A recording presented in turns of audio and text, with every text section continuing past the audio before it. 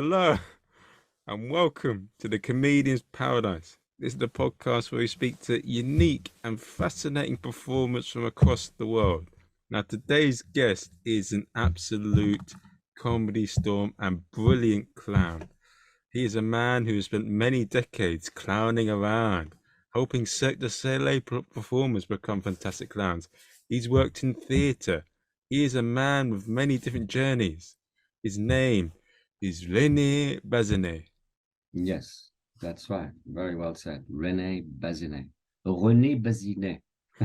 René Bazinet. Is that correct? It's getting there. It's getting there. But thank you for coming on the podcast and but it's a pleasure to have you here. How are you feeling today? I'm feeling good today. It's my day off. My Wednesdays I'm not working, so yeah. Now I've been like I told you before. I haven't been uh, active on stage or in teaching this particular art form or any other art form for 2 years now since COVID.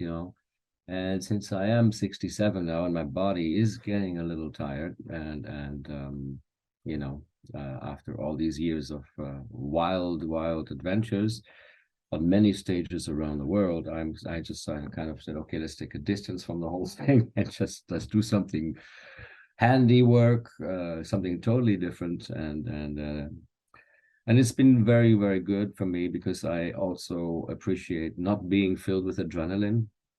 That was the biggest, one of the biggest, how do you say, not problems, but one of the, it's like always there, and the body creates this adrenaline every night, and just to play. But you're very high from the adrenaline, and you cannot come down so easily. So a lot of us, I mean, myself definitely included, started to, open a beer and then a second one and, smoking a joint and just trying to calm down so you can go to sleep, right? When I couldn't sleep. So how show is over at 10:30, it's 11 o'clock. You're not going to sleep, right? So you couldn't. And I understand performers, musicians, and all over the planet even, like why they have such lonely existences. You go from the airport to the hotel to the stage, back to the hotel, back to stage, back to the hotel. Well, when that's finished, back to the airport. You can go from one gig to another, have a little bit of break in between. It's a way of living. It's a very for me it was a very solitary way of living. I didn't really have time much for any relationships, intimate relationships. I mean, I did not really have, I was busy. I was very, very busy. And I was Yeah. happy like that too. I've, yeah, that's one of the things. I spoke to a comic who's been going for a very long time, and he says Mm. even with the comics that have made it to the top, the biggest sacrifice they have to make is that they're not able to spend much time with their wife and kids. And like, there's a world, Yes. yeah, Yeah. I missed a lot of my son's youth because I was in Germany making money. And then yeah, and your own growth, because in the intimate relationship you can grow emotionally. You can come you know to understanding, and you grow from there, and then you grow further. Whereas when you haven't had that, I mean, you can stay a child, like most of us do. In fact, this is I find at this age, like almost one of the side effects of being funny, being a clown, especially, which means for me being the inner child all your life. Well, you stay a child. Somewhere you just stayed a child. I mean, there are moments, even last year, I woke up in the morning and I think it was my inner child. It just, I wonder what I'm going to be when I grow up. I mean, sorry, what did you say?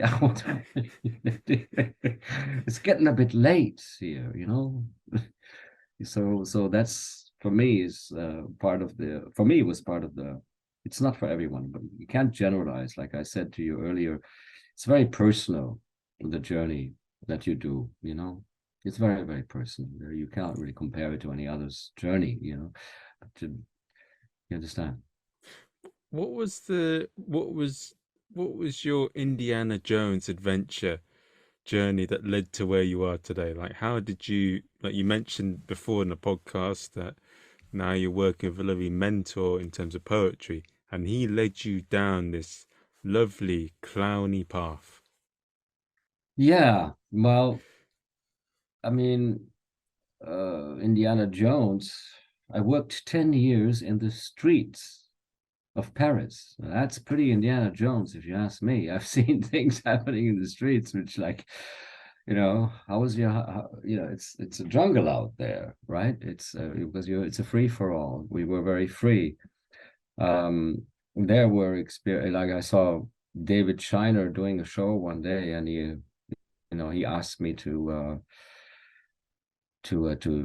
pass the hat for him, and it was just an amazing event, that what he did there. That he's very provoking in his way of making people laugh, but he had this rich German guy there and his wife, and it was cold, so they had a coat, like, very rich coat. And so David just walked up, opened the coat, went inside the jacket, took out his wallet, and took out these 500 franc bills.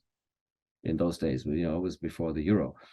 And there were all these Arabs standing there, and he just handed each Arab a 500 franc bill. With an empty wallet, went back to the guy and threw it at his feet. And then he yanked his wife out there, and he started dancing with her, throwing his leg over her shoulder, going to a punk couple, throwing the German wife into the punk and taking the punk girl and dancing with her. I mean, it did not stop. And when he stopped and looked at the Arabs, who were like shivering, because I don't think most of them never had a 500 franc bill in their hands. They were all like, and we were in stitches, laughing so hard, right? And there was a railing up there. It was like a flagpole, and there was a whole bunch of people over, leaning over the railing, laughing at what's going on. And he looked at this big fat man there by the flagpole. Bing, bing, bing, bing, boop, up the flagpole. He was standing beside that man, and that guy was like shitting bricks, and he was like, he just put his hand on the railing, turned towards all these people leaning over, and just pushed out his chest, and bang, bang, bang, bang, bang, bang. They all let go of the railing so he could walk through it, just with the movement of his chest. You understand? And this is, you would do something like that in Hollywood and they wouldn't believe it in a film. Yeah, Mhm. right. It's someone's idea. I have seen this with my own eyes. This is the street. This is like Indiana Jones for clowns, right? You can really go very far there.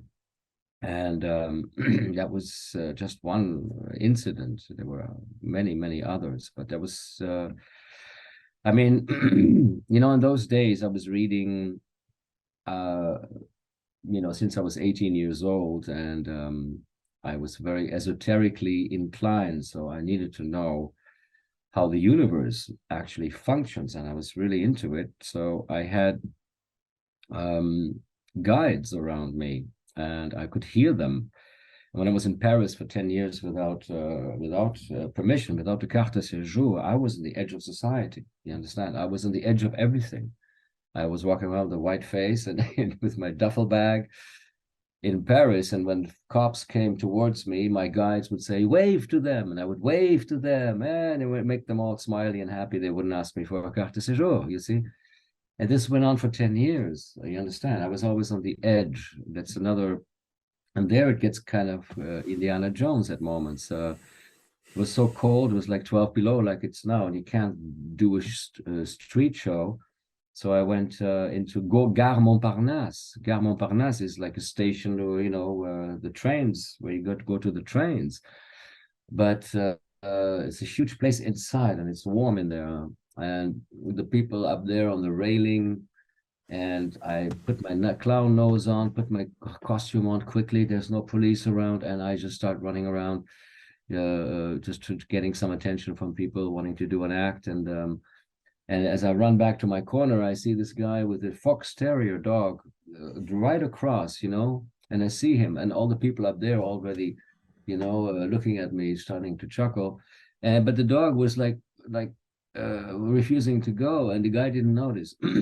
and I was pointing to the dog, and they knew because the dog took a shit, and the guy didn't even realize it, right? So it was in the middle of a train station, and then he was embarrassed and went away with the dog. And I took my little broom and went out there trying to figure out what to do with this piece of shit, a dog shit. And I went back to my corner, and another guy just very walks right and looks at me, and I'm trying to warn him, right? And no, he doesn't look, he doesn't see it, and everybody sees it but him. And I try to warn him, and baff, he walks into the shit. So I get this incredible laugh, right? And the cops are coming, the police is coming. But as the police are coming, I'm looking up there, and they're throwing money down. They're throwing money down. It was just one gag, right? And the cop said, "Look, you're not allowed to play here." I says, I know. Just get your money and get out. Okay, thank you. I had a meal, right? But this is something, again, if you do that in Hollywood, nobody would believe it. You understand what I'm saying? It's like pure magic, was one moment to the next moment to the next moment to the next moment. There was nothing, and I felt protected. So I was on the outside. So I had no plans. You understand? There was no plan from my life, entre guillemets, at all. I was there in the moment. And I stayed there with my guides, and whenever I needed some money, I made a show somewhere. If it was too cold, I went somewhere inside and trying to get away with it. But that's pretty. I mean, 10 years of that. I didn't only do that, but I got. I think at the end of Lecoq, yeah, right at the end of Lecoq, Gaulier took us to Frankfurt to create a show there with half of the class, the finishing class, and he asked me to play Harlequin and Pierrot. He's presenting the different styles and doing like an hour and a half show. And yes, you have quite an interesting relationship with Gaulier and Lecoq, don't you? Like you started in Lecoq, and you mentioned that Lecoq was very meta, but Philippe was a bit like your bro. Like he was. Yes, he was your older bro. Who knew much more than you did, so you better watch out. But he was a bro. You could talk to him. You could shoot the shit with him. You could crack jokes. You see, yeah, but not Lecoq. No, not Lecoq.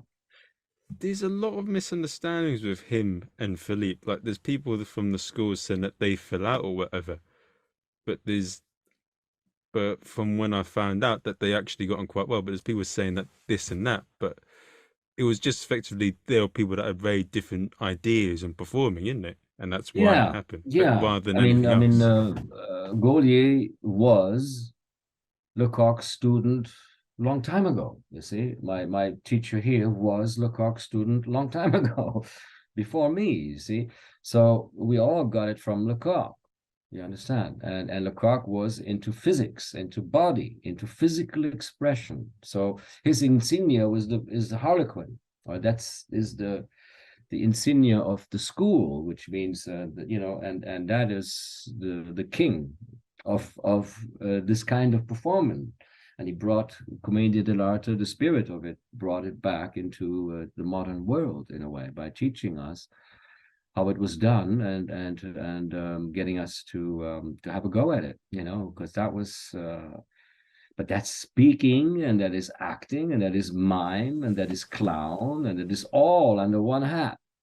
You get the whole gamut, Yeah, he's incredible, isn't he? Because I know that he took things from boxing, ballet. He took things from so many different performing arts to form his own thing, and he took years and decades. And like I spoke to Matteo Destra, and he's like the founder of a lot of things that are going on now with like what you see in Gaulier, and like he created this whole system of.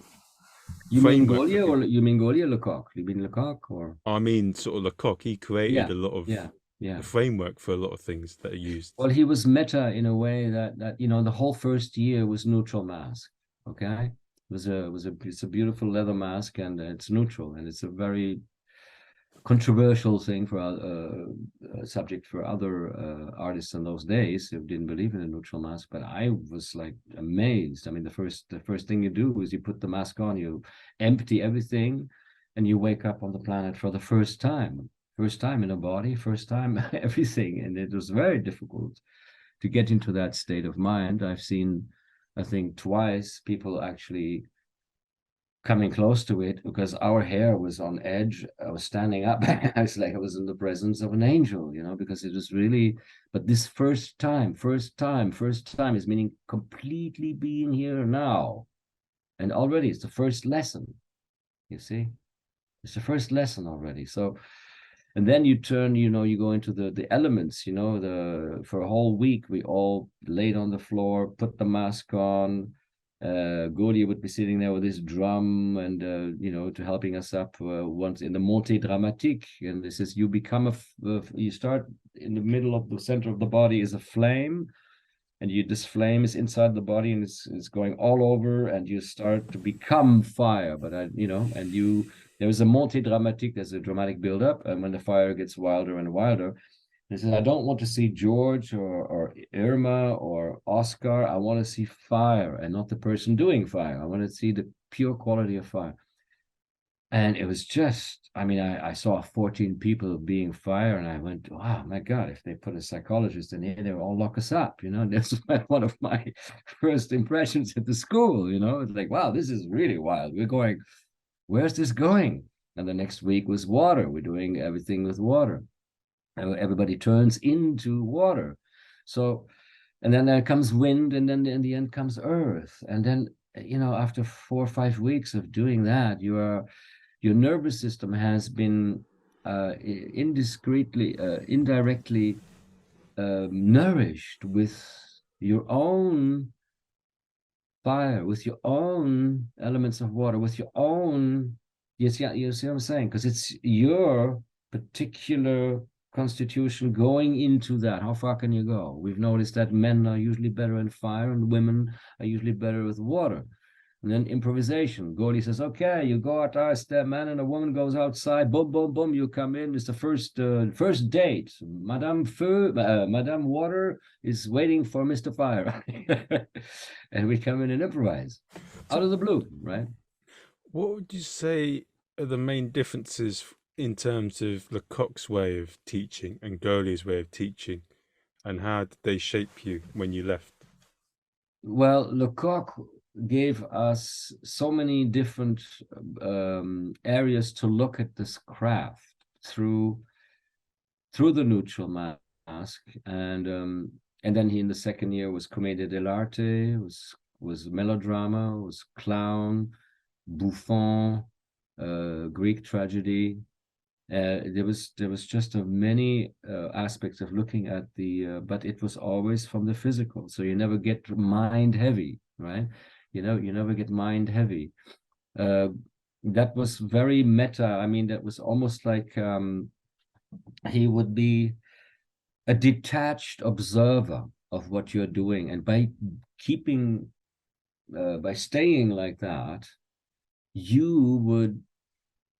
it would rub off on you to be able to observe without comments, and then let a comment come, but not have this automatic ego comments that your quotidien brain comes up with immediately. No, just to let it seep in what happened there, and then figure it out. And out of the silence comes something that is much more real than your ego could ever come up with, right? So that is a practice that he gave us indirectly by being like that all the time. Whereas Gaulier was directly into your ego, directly into what's wrong, not what's wrong with you, what is keeping you from celebrating. Your defenses. Ego is filled with defenses, And that's the big one, because that's the one where you separate, the men from the boys and the girls from the women. Because if you keep defending yourself, you can't play. You're not. And again, the child, the inner child.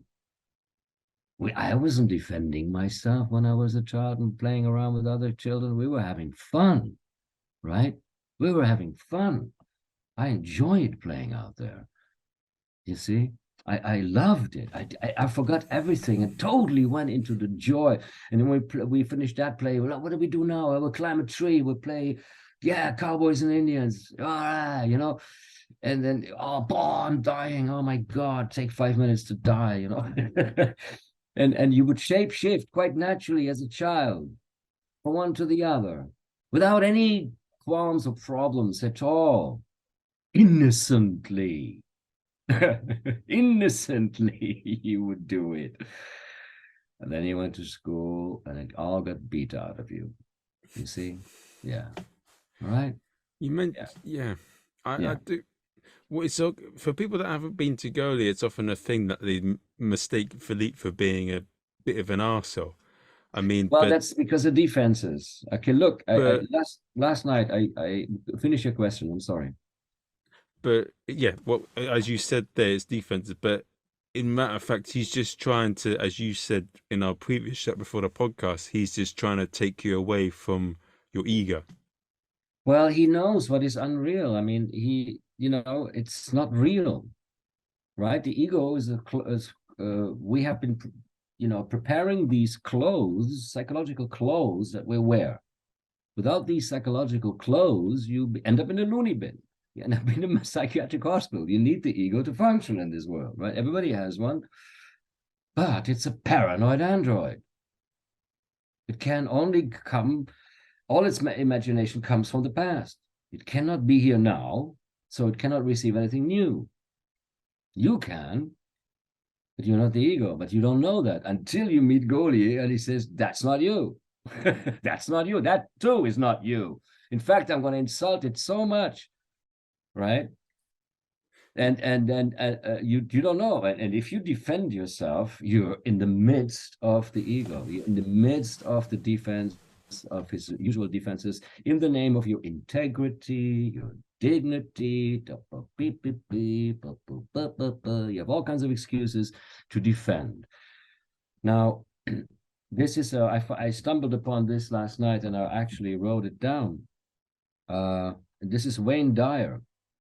Okay, that which offends you only weakens you. Being offended creates the same destructive energy that offended you in the first place. So transcend the ego and stay in peace, right? Now, this is something that I immediately recognized, not immediately, after a couple of weeks, with Gaulier. He knows that. He knows it's not you. You're boring. Ego is boring. It's always from the past. It's not in the newness. It cannot be. It'll defend itself before it steps into the newness. It look insecure, like a fool. But that's what it's about. That's exactly where the child lives. It doesn't know it. Is a fool, does things wrong, and still laughs. Okay, I made a mistake. Okay. No, what do we play now? Right? It's gone, right? Whereas we, in this society, there's two things the ego is not allowed to say. I'm wrong or I don't know. So we defend that forever, right? And it's like, we don't know how ridiculous that is until we ask deeper questions. And if you really want to make people laugh, well, you reawaken that inner child, the innocence of that child. I cannot say it often enough. There is an innocence waiting for us inside, and that is the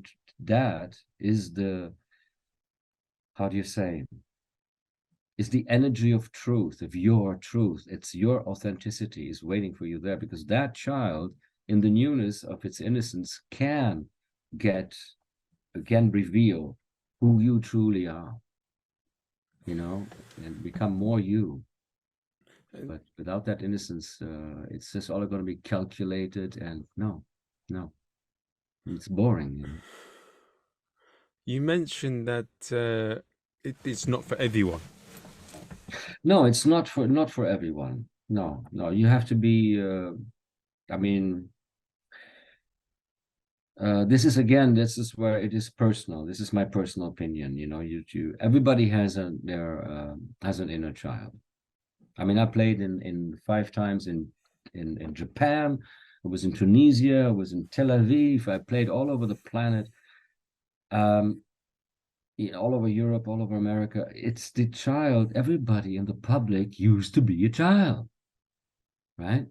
And it's innocence, and it's the joy of that child. Now, the real clown has that. And what does that clown do?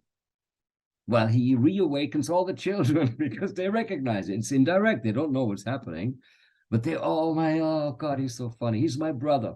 You know, Gaulier used to say a good clown plays for his family.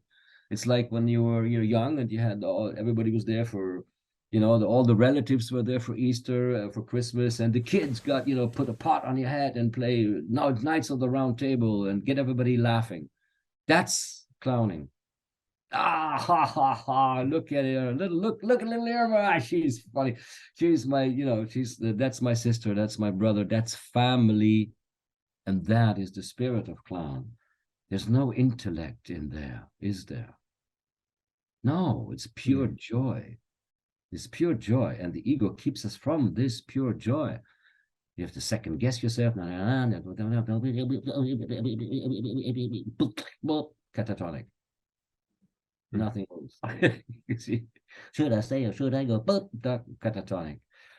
Now just decide, step in, go deeper, look for that innocence, and find a teacher who can give it to you. But it's really not for everyone because, like I said, every one of us has that inner child, but who is willing to dig it up again, to have it live freely in these times, and to celebrate it, actually. That's what you're doing, in fact, when you're a good, for me, in my eyes, when you're a good clown, you're celebrating your inner child, and through that, you're celebrating the public's inner child who recognize you for who you truly are, the pure, innocent being that they are themselves as well, but have forgotten.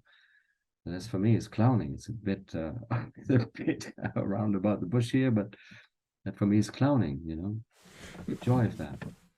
Now, one of the things I found with clowning, and there's someone that told me about this, but there's most of what Gaulier teaches is the August clown, right? Is what? Is the August clown, yeah. But there's three main types, isn't there, of clowns?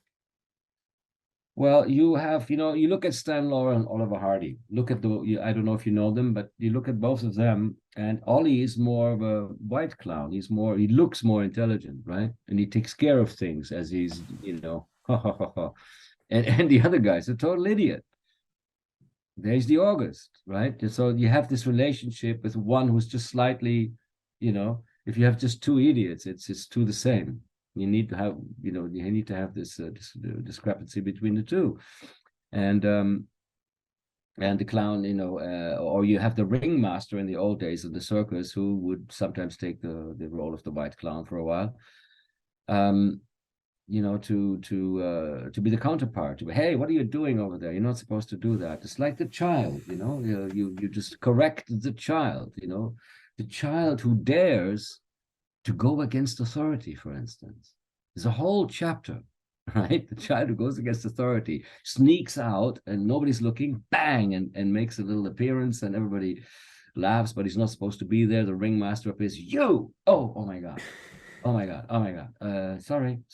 And I was just cleaning. Wasn't I just cleaning, everyone? Yeah, you see, they're on my side. Go away. So this is the dynamics. You understand? Would I be able to show you a quick clip of Sure. of a comedy? Yeah, actually, I'll show you two things. There's one here. So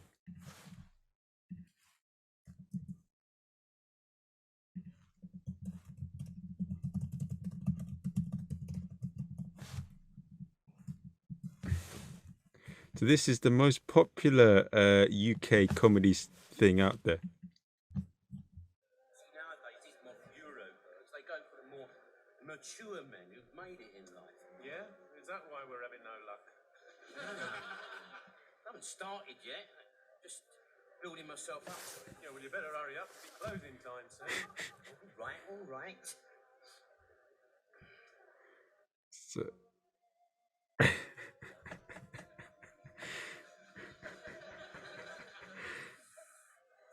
on a winner here, tree. All right? Play it nice and cool, son. Nice and cool, you know what I mean?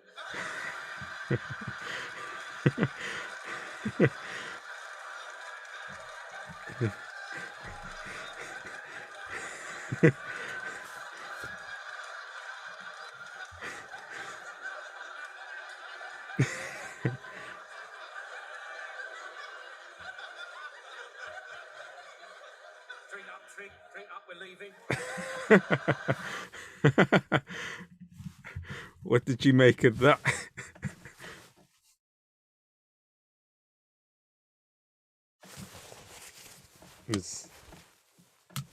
What did you think? The thoughts of think? the idiots, you understand? It's what makes us laugh. We're laughing at that, okay? Because we recognize ourselves in that. That's why we laugh, okay? I lost you. I don't see you anymore. Wait a sec. Here we go. Right? It's the way the idiots think. All right?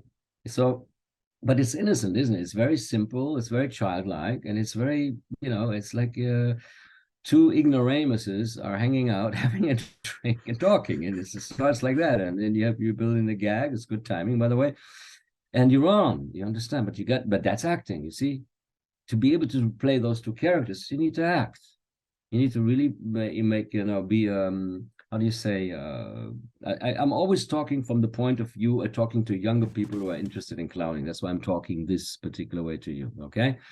I'm not really talking to any adult clowns here. No, they know what they're doing. But this kind of how the whole thing is constructed always interests me. How do you construct a number like that? Was always interested me. How do you come up with the idea even? You understand? Like Gaulier would say before he would send us to create a clown act, he says, the kids get together and have the most ridiculous idea of what will work, and it won't. It won't. It cannot. It's so stupid. It's like too much already. Already the idea, right, is bad, right? But the clown can pull it off. Why? Because he's so innocent that we admire him for it, that he believes this is fucking gonna work. It's not gonna work. And we see the whole idiocy from the beginning to the end, even from the beginning of the idea he had in order to get away with it. You understand? It's like, it's so obvious that it won't work, right? And we can see it, feel it coming.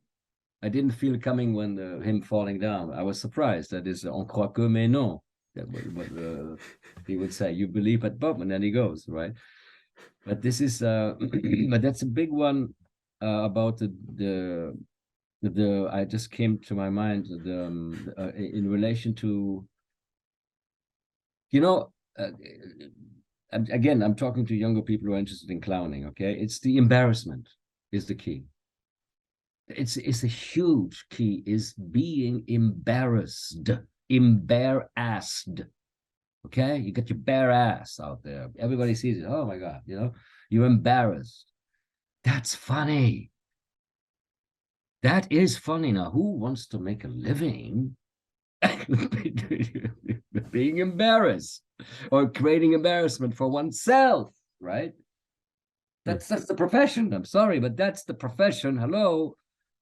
You're making a fool of yourself your whole life if you practice this. You understand? This is like, it has side effects, but this embarrassment is that's where the key is, and that's when you understand that, and you get attacked by Gaulier. Let him be embarrassed. We'll see how much they will laugh when you look like an idiot.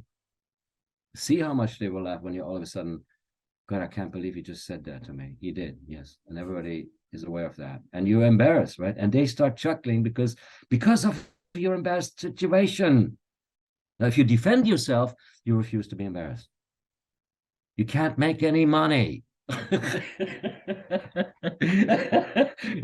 You can't make money by defending yourself. You got to be embarrassed. Fuck, this is really, I look like And then how you deal with this embarrassment. Milk the how you deal with the embarrassment. Milk it. How's he gonna get, I'm walking, I'm in the shit. Everybody saw it, and I'm looking at everybody, and my foot stinks. And you're milking it because you're not moving right away. You understand this is how comedy you can, but embarrassment is one of the biggest keys I've ever. And Gaulier makes sure that he's putting you into embarrassing situations. The math is that simple, but it's not personal. It's for you, it's personal. Okay, because you're still defending. Yes, yeah. Understand? But if you're free of that, you join the universal. You join everybody's happy to see you again because you're innocent.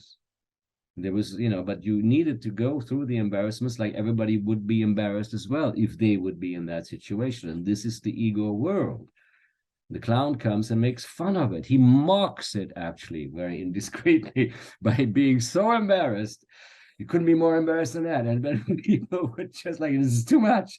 He's liberating me. Yeah, because, it doesn't matter. It doesn't matter. What if there was nothing to defend? You understand? The real you. I mean, my mentor in Paris, I was 25 years old. She said to me, well, if I would tell you the sky was green, what would you say, Rene? I wouldn't, I don't know. Would it be a problem for you? No, why not? Because it's blue. Yeah, exactly. But I'm telling you, if you wouldn't know that it was blue, you would defend a blue sky. Because you don't know. And that insecurity, you just don't know. And you start defending because you defend a belief. But you don't really know. And that is where everything turns around. And when Gaulier attacks that which is not real in you, can you use that, be totally embarrassed, and use exactly that? You turn copper into gold. Oh my God. And you're embarrassed in front of and they're loving it because it's not them. You're doing it for them. You being the Christ crucified right now for them. And they love it because it's not them, but they're so relieved. Okay? This is very deep what I'm saying here. This is not just fun and games. That's why I'm talking to younger people who are interested in doing this. It says, dive into it knowing that your ego is going to go for a ride because it's going to probably die. It's probably going to step into second place by the time you're through, because you're having fun like you used to have fun when you were a child. Innocent, And is the way in which you do that different in terms of circus clowning or theatre clowning, or is it all the same? It's all the same, isn't it? No, it's well, when we all have our knickknacks from our childhood. We're unique. Everyone is unique. David Shiner has a way of making people laugh by provoking others, right? And like he looks at the sky, my God, why did you give me these idiots? And he's like always at odds with life, and he makes us laugh because he just blows it up a bit, right? Other people make oh my God, who can I think of right now? Mark Britton makes people laugh because he's out there. He's too much out there, and he's really heady, and he wants everything to be secure and everything to be, and it never is. It never is, and he just goes on and trying to make it work in a certain particular way, but it won't. And we can feel it coming, and he's setting himself up one after another into something that is just it's very embarrassing, and we laugh. John Gilke is very precise in his movements, but the idea with the knife falling, I mean, it's just, come on, man, who would do something like that? What an idea, but he did. And he's very classy doing it. You see what I'm saying? He's very fine and refined, and it's a very different way of clowning, you understand? But it's talking to you, it's coming from your own inner child that is innocent, and it loves those kind of things. The coat hanger or the hoop going around, exactly, he must have spent like hundreds of hours practicing that kind of stuff, but his way is funny, Okay, but it's personal. My particular way. I'm sweet. I'm sweet, innocent, and a goofball. I don't know. It's and I'm not afraid of not knowing, because even in real life, I've done so much improvisation, and somebody, I don't know, and there are many ways of accepting that you don't know. Yeah, but your particular way of, I really don't know. I don't know. I don't know. That's it. I really or you don't say anything and you really look like you don't know. It starts where it starts. It's not doesn't start with the surefire way and the guys who know. No, it's the opposite. It's the ones who don't know. It's the ones who do mistakes, who do something wrong. But you're setting it up. You're setting it up. Yeah. And that's probably one of the big things between stand-up and sort of clowning, as per se, in terms of comedy, from a lot of performers. Yeah, because the stand-up, he generalizes, but he makes fun of himself as well. But it stays a lot of it stays in the head, because he's talking, and it's about stories, and we love stories, right? People love stories, and he points out things that are ridiculous in our life, and or in politics or anywhere, and we laugh. But the clown, the joke's on you. The joke is always on you. It's not someone else. You're the weirdo. You're the one who doesn't get it. You're the one who's freaked out. You're the one who's weird, and that is clowning for me, at least for me. It's you still believe you have to defend something while the joke's on you. And because the whole idea of the trickster, in the mythological world, is the trickster is a shapeshifter, is like the child can be going from one role to another role, right? I'm the bad guy, no, you're the good guy. We're just playing roles, right? And it's a game, and it's fun, and they enjoy this game. But there is a shapeshifting going on there when you are young, okay? But when you grow and you stay with the heart, with your inner child, you can start, you can trick people into believing things about themselves or you, but you can also trick people into very beautiful higher states by going there yourself, and you mock the ego, you mock the bars that hold us behind prison, the bars of our perceptions that don't allow us to be free, right? The clown and the trickster can just break them down, and we're so glad when they do. We're so relieved when wow, it's possible. Somebody can just break the rules like that, and in a loving way, and it's not against anyone, because it's the joke's on me. You see, the joke is not on anyone else. I am the fool. You understand? No one is put into question out there. It's how who if you were to start your performance journey again, what would you Yes. What would you change? Huh? Would you change anything? No, I wouldn't. There's two things I might want to change, but no, in retrospect, even that I wouldn't change. I mean, I was stayed in Paris for 10 years in the street. I would have been okay with 5, There's some relationships I lasted for 8 years, could have been okay with 4. I'm very slow to understand when things don't work, and I insist on it making it work, but it doesn't, until it's really obvious. Even I get it. The last guy in the row understands it too. Rene, okay. Oh God, this really doesn't work. No. So that, but this I think was part of my life in order to have this life go exactly the way it went. You see, I wouldn't change anything, because I mean, people, this is divine orchestration, what's going on this planet. There's nothing to change. It sounds horrible for some people who are suffering right now, and I've suffered in my life a lot at moments, in moments in my 20s where I went really, really far down, suicidal thoughts and the whole bit. But it's part of this journey. This is a heavy duty planet we're on. It's very heavy duty. I mean, this is dualism at its best. It's like, so everything you come up with has its opposite here. How do you juggle these things around to create harmony? Well, you might want to, look at what was buried a long time ago, which is that inner child, and you might want to take that into your arms and love it and start loving it and become the parents that it never had, probably. Even that to even consider that is for some people almost impossible, because they're convinced they love their parents. I love my parents too, but they were they were inadequate in many, many, many respects. They gave me a lot of weird stuff.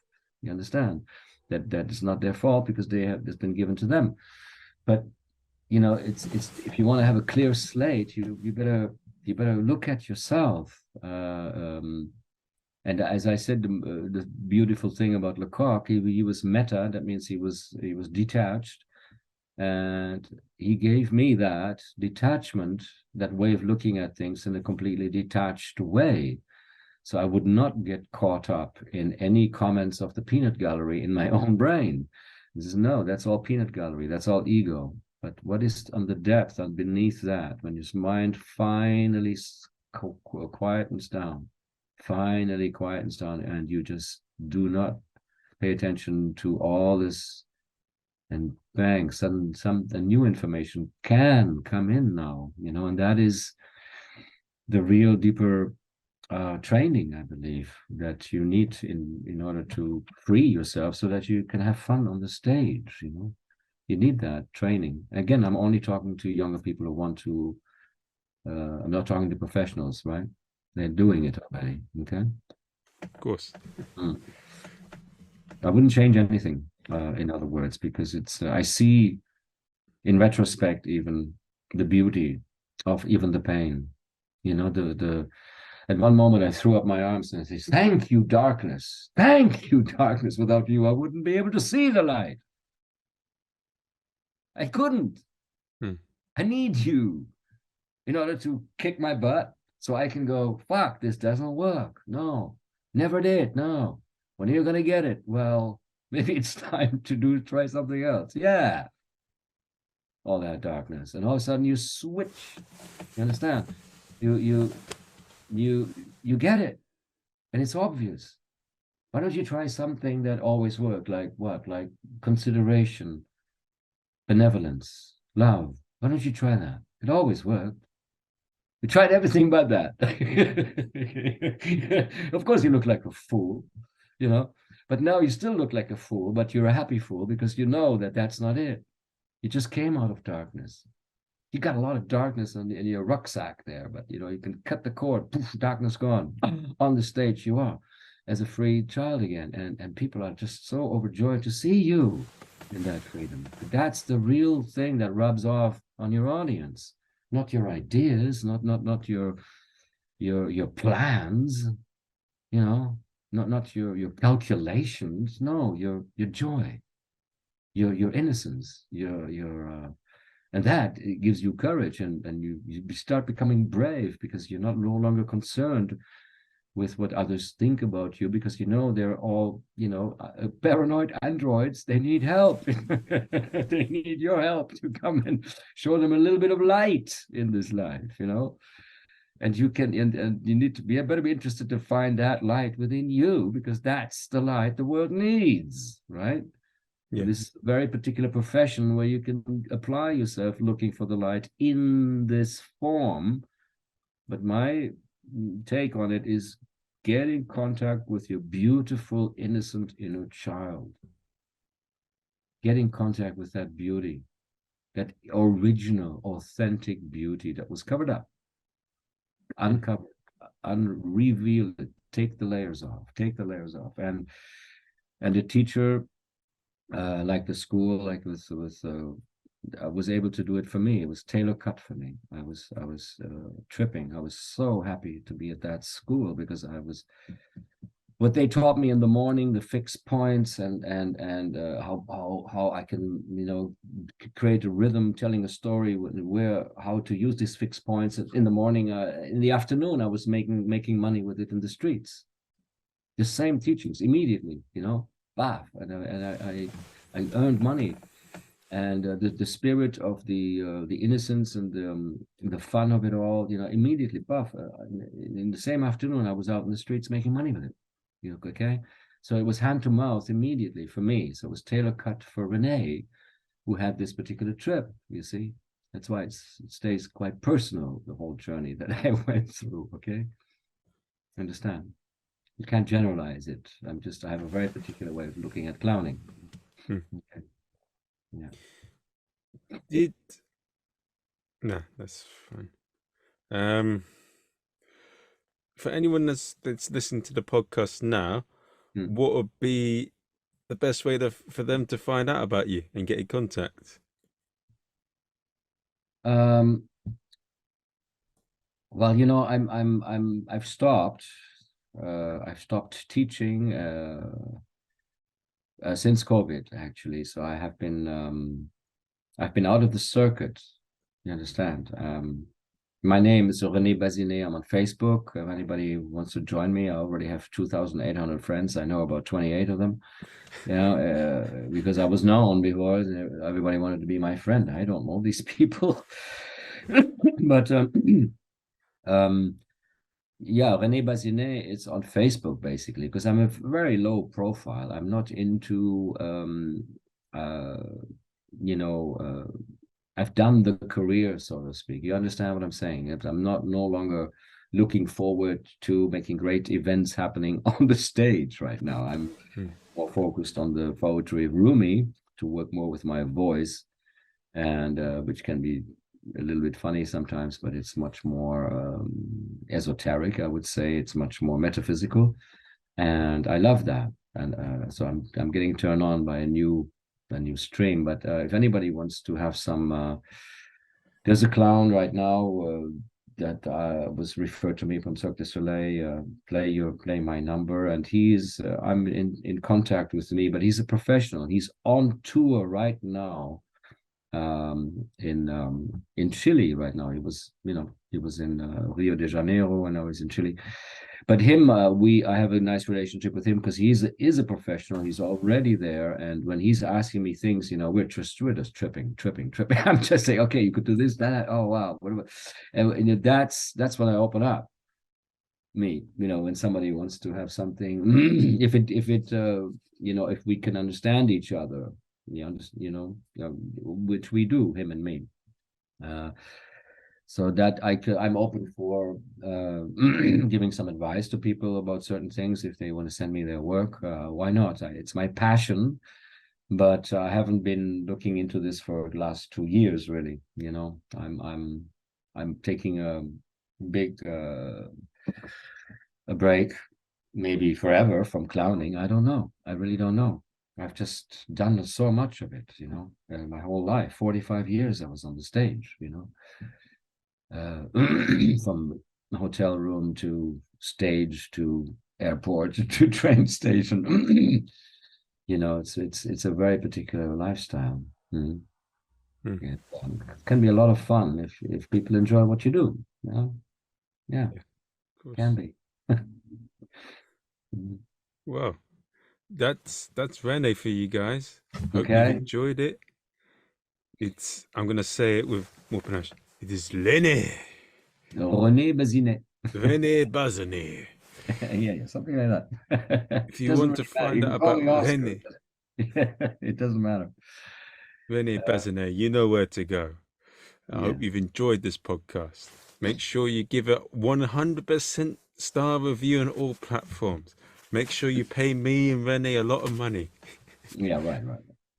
No. If you enjoyed it, just share it with your friends. Follow the podcast, and I'll see you in the next episode. I hope you guys have enjoyed it.